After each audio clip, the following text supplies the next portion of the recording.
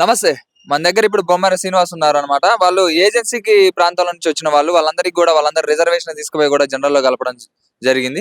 ఇప్పుడు మన దగ్గర బొమ్మర శ్రీనివాస్ ఉన్నారు. మనం అడిగి తెలుసుకుందాం మరిన్ని వివరాలు కొన్ని. నమస్తే. నమస్తే అండి. ముందుగా మీడియాకు, మీడియా పెద్దలకు ఈ ఒక్క ఈ భారతదేశంలో ఉండబడినటువంటి ప్రతి పేదవాడికి మొట్టమొదటిగా ఆ సమస్యను ప్రభుత్వాల దృష్టికి తీసుకుపోయేది మీడియానే. కాబట్టి మీడియా గనక ఏ ఒక్క పేదవాడి సమస్యని గనక ప్రభుత్వం దృష్టికి తీసుకుపోగలిగితే ఆ ప్రభుత్వం దృష్టిలో ఆ సమస్య పరిష్కారం కావటందుకు 100% ఆ పరిష్కారం అయిద్దని చెప్పి మేము నమ్ముతున్నాం. అందుకనే ముందుగా మీడియా ప్రతినిధులకే షెడ్యూల్ కులాల హక్కుల పోరాట సమితి తరపున ఉద్యమ నమస్కారాలు తెలియజేస్తున్నాం. ఓకే. అసలు ఏమైంది? ఎందుకు ఈ రిజర్వేషన్ దాంట్లో మిమ్మల్ని తీసుకుపోయి జనరల్‌లో ఏశారని అంటున్నారు గదా! ఎట్లా జనరల్‌లో ఏశారు? ఎస్సీ, ఎస్టీలో ఉండే మీరందరిని గూడా ఒక కులానికి దోపిడీ పడ్డ కులం అన్నారు. దోపిడీ పడని కులం అన్నారు. దాన్ని మీరెట్లా చెప్తున్నారు దాని గురించి? అయితే ఏజెన్సీ భూభాగంలో ఉండబడినటువంటి ఎస్సీలు ఉంటారు, ఎస్టీలు ఉంటారు, బీసీలు ఉంటారు, తర్వాత జనరల్ ఉంటుంది. అయితే ఈ తెలంగాణ రాష్ట్రం ఏర్పడక ముందు ఎస్సీ, ఎస్టీ, బీసీ, జనరల్ ఇట్లా రిజర్వేషన్ ఉండేది. కానీ తెలంగాణ రాష్ట్రం ఏర్పడిన తర్వాత ఏదైతే ఈ ఏజెన్సీ భూభాగము ఈ 4 జిల్లాలు ఉన్నాయో ఈ 4 జిల్లాలలో కూడా మొత్తము 75 మండలాలలో ఎంపీటీసీలని, జడ్పీటీసీలని జనరల్లో కలపడం జరిగింది. 2 కేటగిరీలు చేశారు. ఒకటి ఎస్టీ అని, ఒకటి జనరల్ అని, ఒకటి రిజర్వ్డ్, ఒకటి అన్రిజర్వ్డ్. ఇట్లా చేయటం వల్ల ఇప్పుడు ఎస్సీలని తీసుకుపోయి జనరల్లో కలపటం వల్ల గతంలో ఉండబడినటువంటి ఎంపీటీసీలు లేవు, గతంలో ఉన్న జడ్పీటీసీలు లేవు, వార్డు స్థాయిలో కూడా రిజర్వేషన్లో పోటీ చేసే పరిస్థితి లేదు, జనరల్లో పోటీ చేసే పరిస్థితి వచ్చింది. కాబట్టి ఇది చాలా తీవ్రమైనటువంటి అన్యాయం జరిగిందని చెప్పి మేము ఖండిస్తున్నాం దీన్ని. అంటే దీని గురించి మీరు ఎవరైనా అధికారులను కలవడం జరిగిందా? మాకు ఇట్లా జరిగింది అన్యాయం, మమ్మల్ని తీసుకుపోయి ఎస్టీలో వేయాల్సింది అని అడిగారా మేము? గత ప్రభుత్వంలో ఏదైతే మన మాజీ ముఖ్యమంత్రి గౌరవ కేసీఆర్ గారిని కలవలేదు, కానీ కలవటందుకు మాకు అవకాశం దొరకలేదు.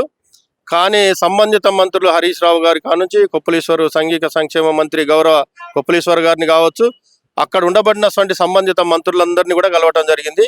కలిసినాం, చూద్దాం చేద్దామని అన్నారు తప్ప దాని పరిష్కార మార్గం చూపలేదు.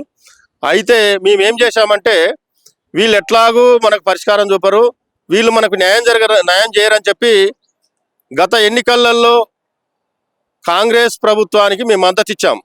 ఎందుకంటే బీఆర్ఎస్ ప్రభుత్వంలో మాకు అన్యాయం జరిగింది, కాంగ్రెస్ ప్రభుత్వమైనా మాకు న్యాయం చేస్తుందని చెప్పి మేము కాంగ్రెస్ ప్రభుత్వానికి ఆ రోజు పిసిసి అధ్యక్షునిగా ఉన్న సమయంలో నెల రోజుల ముందు, ఎన్నికల కంటే నెల రోజుల ముందు తనకు వినతి పత్రం ఇవ్వడం జరిగింది. ఈ రకంగా వినతి పత్రం ఇచ్చి, సార్ మీరు ఏదున్నా ఏజెన్సీ ప్రాంతంలో గతంలో రిజర్వేషన్ ఉన్నాయి ఎస్సీలకు స్థానికంగా, ఇప్పుడు స్థానికంగా రిజర్వేషన్ లేకపోవటం వల్ల మాకు అన్యాయం జరుగుతూ ఉంది, మా రిజర్వేషన్ని యథావిధిగా కొనసాగితే మీ యొక్క ప్రభుత్వానికి మేము మద్దతు ఇస్తాం, మీ పార్టీకి మద్దతు ఇస్తాం, మిమ్మల్ని గెలిపిస్తామని చెప్పి హామీ ఇస్తూ, అదేవిధంగా ఏదైతే మేనిఫెస్టో కమిటీ కూడా మేము మద్దతు, మేనిఫెస్టో కమిటీకి కూడా మేము లెటర్ ఇవ్వడం జరిగింది.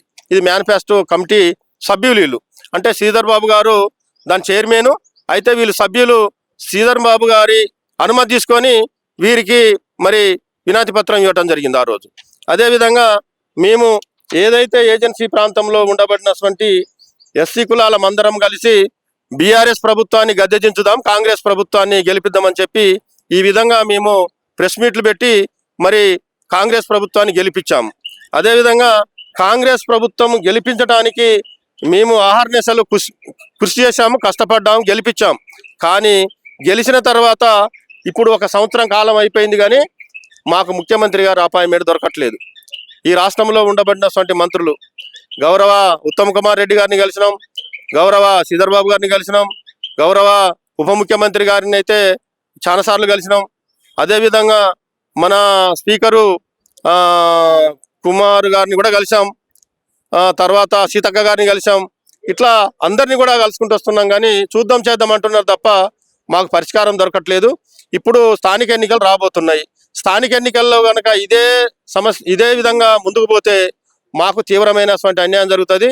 ఏజెన్సీ ప్రాంతంలో ఉండబడినటువంటి ఎస్సీల అభివృద్ధి సంక్షోభంలో పడింది. ఈ సంక్షోభం నుంచి వాళ్ళని గట్టెక్కించాలి అంటే వాళ్ళ గతంలో ఏవైతే అభివృద్ధి జరిగిందో ఆ విధంగా అభివృద్ధి చేయడానికి వాళ్లకు అభివృద్ధిలో వాటా అధికారంలో వాటా ఉంటేనే వాళ్ళకు ఆ అభివృద్ధి ఫలాలు చెందుతాయి తప్ప లేకపోతే అభివృద్ధి ఫలాలు చెందవు. వాళ్ళు తీవ్రమైనటువంటి అన్యాయానికి గురవుతారు.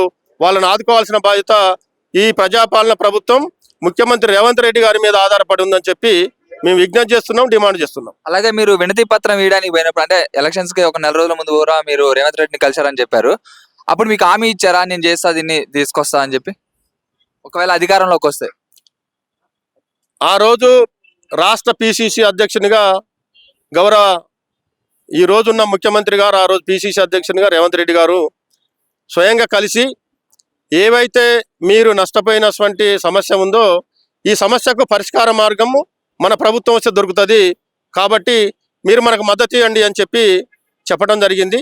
ఆ మాట మీదనే మేము కట్టుబడి ఏదైతే ఖమ్మం వరంగల్ జిల్లాల్లో ఉండబడినటువంటి ఏజెన్సీ ప్రాంతంలో మేము ఆ ఎన్నికల ప్రచారం చేశాము.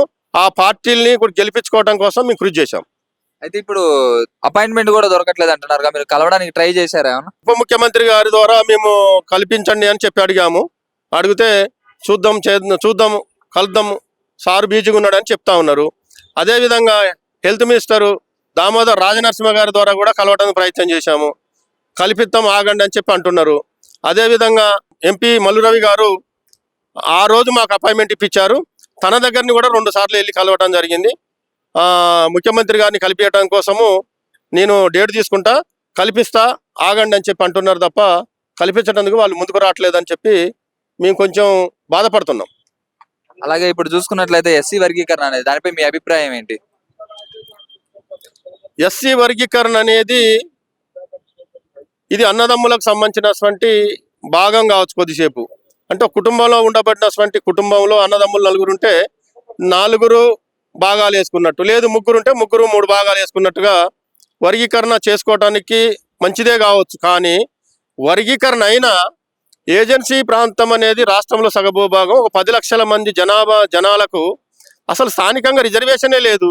స్థానిక రిజర్వేషన్లు ఎంపీటీసీలు, జడ్పీటీసీలు, వార్డు సభ్యులు, తర్వాత అంగన్వాడీ అటెండరు, ఆయా, వాచ్మెన్ ఇలాంటి పోస్టులే కదా అక్కడ ఉండబడినటువంటి వాళ్ళకి వచ్చేది. వర్గీకరణ అయితే కదా ఈ వర్తించేది. అసలు వర్గీకరణ అయినా అభివృద్ధి ఫలాలు వాళ్ళ దగ్గర చేరాయని చెప్పి మేము ఆందోళన వ్యక్తం చేస్తున్నాం. వర్గీకరణ అయినా ఆ ఫలాలు వాళ్ళకు ఏజెన్సీ ప్రాంత ఎస్సీలకు అందవు అని చెప్పి మేము కొంచెం ఆందోళన చేస్తున్నాం. ప్రజలందరూ కూడా ఇది వర్గీకరణ అయినా ఏజెన్సీ ప్రాంతంలో మనకేం ఉపయోగం చెప్పి వాళ్ళు ఆందోళనలో ఉన్నారు. అంటే ఇప్పుడు ఎస్సీ రిజర్వేషన్ కూడా మీరు 20% పెంచాలని చెప్పి కూడా అన్నారు. అంటే ఈ నోట్లో రాసిన దానికి 20% అని, ఎట్లా దీనికి 20% ఎట్లా వస్తుందని మీరు అనుకుంటున్నారు? అంటే 2011 ఆధారంగా ఈరోజు 15% రిజర్వేషన్ పంచవచ్చు. కానీ తెలంగాణ రాష్ట్రము ఏర్పడక ముందు ఉమ్మడి రాష్ట్రంలో ఉండబడిన రిజర్వేషన్ ఇది. కానీ తెలంగాణ రాష్ట్రం ఏర్పడిన తర్వాత ఎస్సీ కులాల జనాభా పెరిగింది. పెరిగిన దానికి అనుగుణంగా రిజర్వేషన్ శాతం 20% పెంచాలనేది. ఎస్సీ కులాల రిజర్వేషన్ 20% పెంచాలి. ఏజెన్సీ ప్రాంతంలో తొలగించి జనరల్లో కలిపిన రిజర్వేషన్ని గతంలో ఉన్న మాదిరిగానే యథావిధిగా రిజర్వేషన్ కొనసాగించాలనేది మా డిమాండ్. థ్యాంక్ యూ అండి. షేర్ చేయండి, లైక్ చేయండి, సబ్స్క్రైబ్ చేయండి. మరిన్ని వీడియోల కోసం బెల్ సింబల్ పై క్లిక్ చేయండి.